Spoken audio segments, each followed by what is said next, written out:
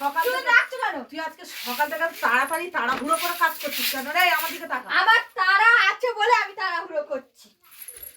বড্ড বার বেড়ে গেছিস জানিস তো।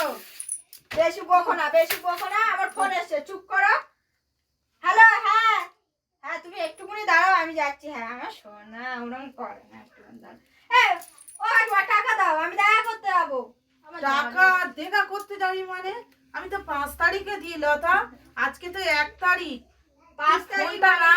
না, আমার দেখা করতে আসবে। তোর কত দূর দেখা থেকে করবো। আসছে। আমি হ্যাঁ, 5 একটুখানি, একটুখানি।